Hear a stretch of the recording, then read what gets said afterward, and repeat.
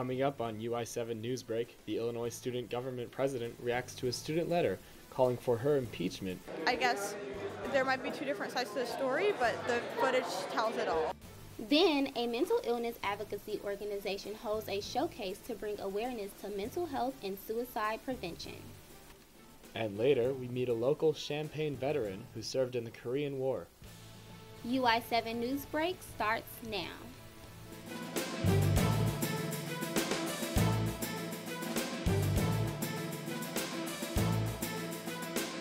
From the Richmond Journalism Teaching Studio at the University of Illinois campus, this is your UI7 Newsbreak. Hello, I'm Anaja Smith. And I'm Dylan Hopp. Welcome to this week's edition of UI7 Newsbreak. Breaking news out of the University of Illinois, they had named Andres Cangalares the new provost. He is currently the dean of the College of Engineering, as well as a professor in electrical and computer engineering. His appointment will be effective on January 16th, 2018, pending approval from the Board of Trustees. The U of I student government sponsored an anti-chief protest at the homecoming parade last month. Now some students are questioning whether those elected are truly representing the entire campus. UI7 Newsbreak's Allie Mae met with the student body president to discuss the letter calling for the president's impeachment.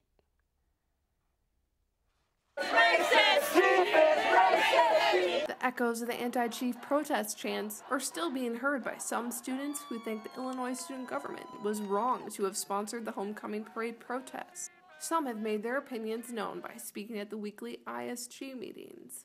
One student found his voice by writing a letter to the editor in the Daily Illini this week. Matheos Aravosis claims that there was violence at the protest, and that maybe it's time to finally ask the question, is our student body president fit for the student presidency? This is the ISG putting these things into practice that end up causing people to have injuries, people to be thrown and pushed against cars and punched, shoved, things like that. Student body president Shamsuddin says she read the letter but found that it was an inaccurate representation of what occurred at the protest. There was multiple footages from different angles and there's no one being injured in any of them. I guess there might be two different sides to the story, but the footage tells it all.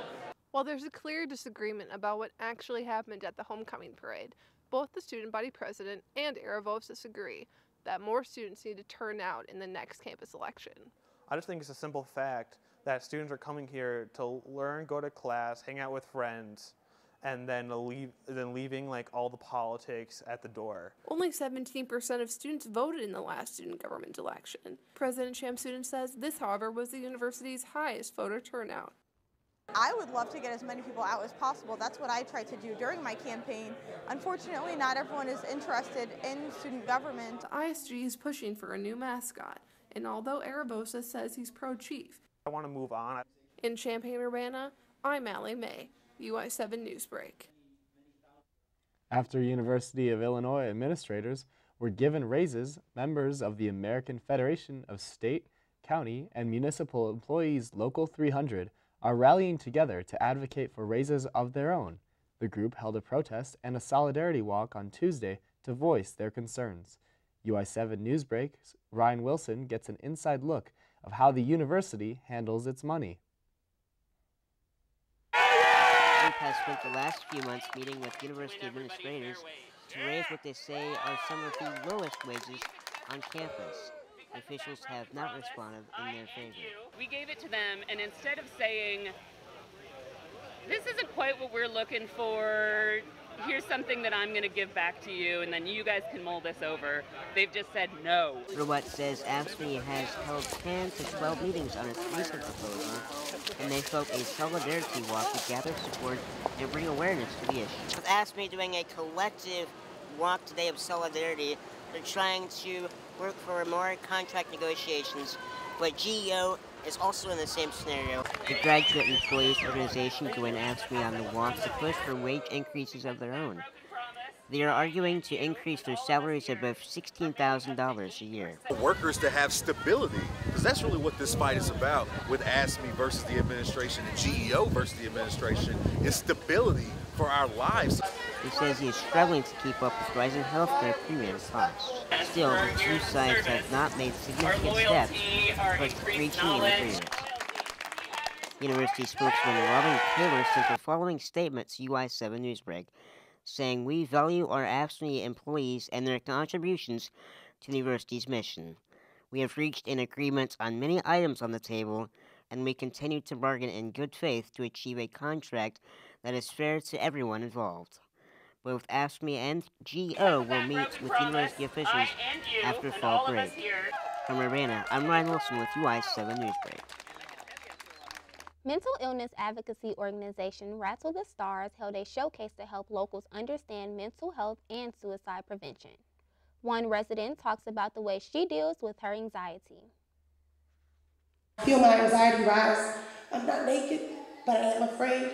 Ashanti Barber is one of the many survivors of a mental illness that took the stage at Parima over the weekend.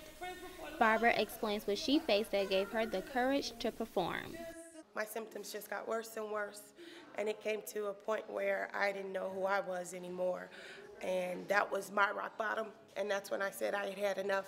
It's terrible to fight a battle in your mind that people can't see. Director of Rattle the Stars, Kim Bryan, says she wanted to create something that brings awareness to others after her eldest son, who was 19 at the time, committed suicide. We realized that, we're not the only family that's going through this. There are many other families in this area, in Champaign-Urbana, that have lost, young kids to suicide. It happens more frequently than we would hope to think that it does. At Parima, guests were not limited to watching performances, but they also had the opportunity to view a short film and artwork in a separate room.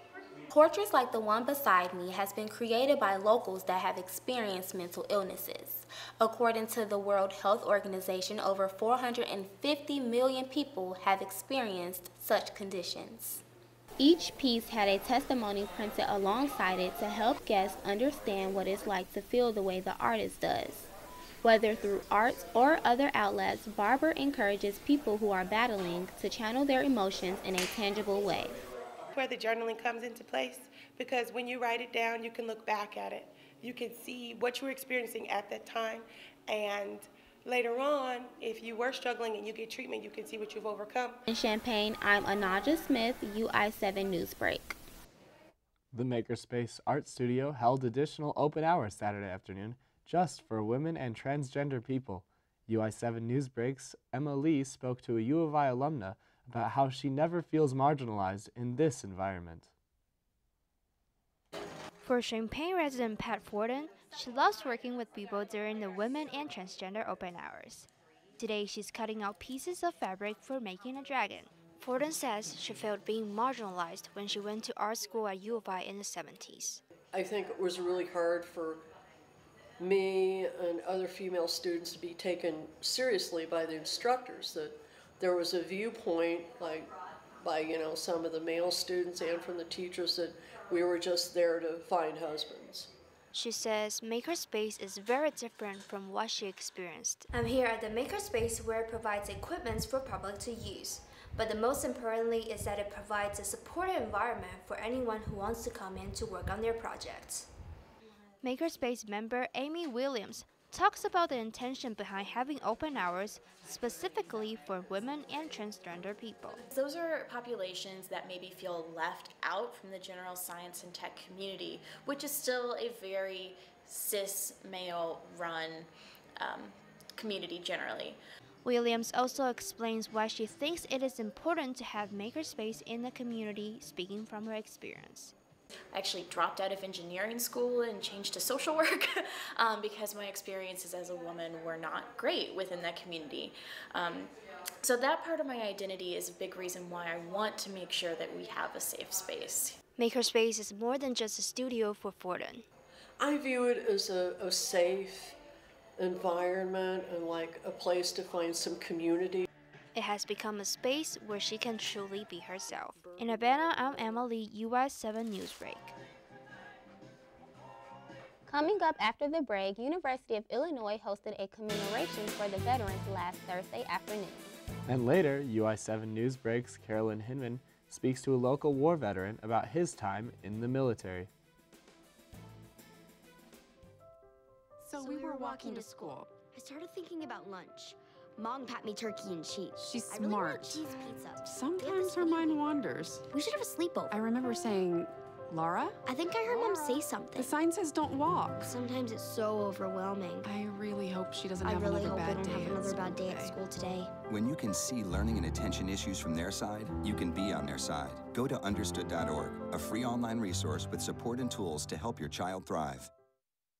You know, Sarah, it's getting a little chilly outside. It is getting a little chilly, and definitely the leaves are starting to fall now. And change colors.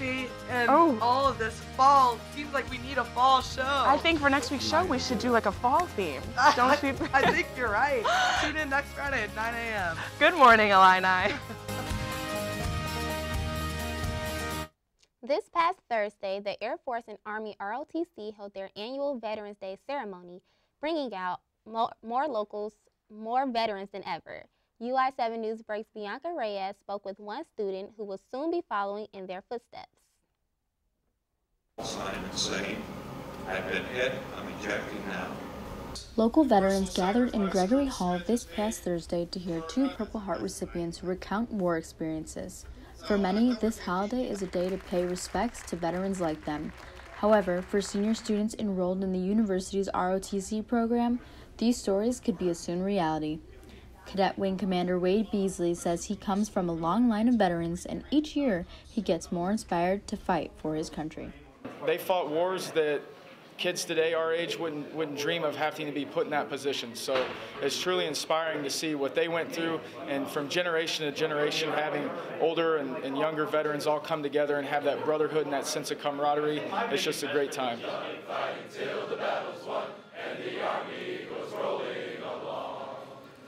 While the guest speakers recounted their tougher times at war, some veterans in the audience were still able to make light of the situation. I was in the Navy and we lost our ship, but I still like the Navy because you always had your room and board with you. Out of the 12,000 who deployed, Lienerman was one of nearly 300 who made it out alive after his Navy ship sank during World War II. For me, the heroes of our country aren't the ones with the names on the back of their uniform, but rather the names on the front of their uniform, because we wouldn't be able to do anything we do in America if it weren't for those who came before us and answered our country's call to arms. In Urbana, I'm Bianca Reyes, UI7 Newsbreak. On this edition of See You Neighbor, UI7 Newsbreak's Carolyn Hinman got a chance to meet a hometown hero during a local Veterans Day event. Local Champaign Rotary Clubs hosted the 7th annual Veteran Luncheon last Friday afternoon, where veterans were greeted with appreciation cards donated by the Children of St. Matthew's Church in Champaign. One of the honored veterans at the event was local Champaign resident Carlo Anselmo. A Korean war vet, Anselmo served as an Army private first-class cook from 1953 to 1955. Throughout the event, Anselmo and other veterans shared lighthearted stories about their time during the war. When I first got over to Korea, I was on a truck from the replacement company, and they were dropping soldiers off in different places, and I was the last one on the truck. I said, "Where are you taking me?" He said, "We're going to the front." I said, "Well, give me a chance to get documented." Larry Camper, a local Champaign photographer, created the Veterans Day one-on-one appreciation event through his own Rotary Club. He described the event as an opportunity for people to invite a veteran to honor and thank for their service. We like the veterans and non-vets to share stories, and it kind of bridges the gap between the two. He hopes that this Veterans Day event will spread to other ones throughout Illinois in the future. Luncheons like these are a great way for Champaign local residents to give back to veterans. The strong sense of community and bond is very noticeable today. Even though his serving duties are long in the past, Anselmo still proudly talks about his time overseas. I was very, very happy to serve in the service of our country for the greatest country in the world. In Champaign, I'm Caroline Hinman, UI7 Newsbreak. That is all we have for this edition of UI7 Newsbreak. Thanks for watching. Have a great day and a happy Thanksgiving.